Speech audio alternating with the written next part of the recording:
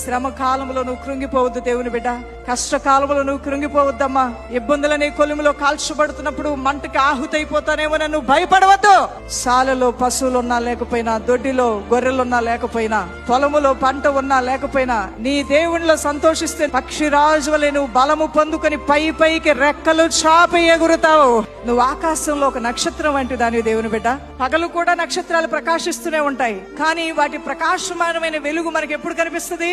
చీకట్లోనే కనిపిస్తూ ఉంటుంది. నీకు సమస్యలు వచ్చినప్పుడే దేవుని వెలుగు నీ మీద నువ్వు చూడగలుగుతావు దేవుని బిడ్డ. చీకట్లో మాత్రమే నక్షత్రాలు ఎలా ప్రకాశిస్తూ ఉంటాయో, సమస్యలనే వలయంలో నువ్వు చిక్కబడినప్పుడు వెలుగైన దేవుని యొక్క కార్యాలు నిన్ను ఆదుకోవటం నువ్వు చూడగలుగుతావు. ఆపత్కాలంలో ఆదుకునే దేవుని యొక్క సన్నిధిని నువ్వు అనుభవించి ఆనందించగలుగుతావు. ఏది ఉన్నా లేకపోయినా దేవునిలో సంతోషించండి, ఆనందించండి. చింతలు వచ్చినప్పుడు ఈ సంతోషం నీలోంచి వెళ్ళకూడదు. కష్టాలు వచ్చినప్పుడు ఈ యొక్క సంతోషం నీలోంచి వెళ్ళకూడదు. నువ్వు అనుకునే జరగనప్పుడు ఈ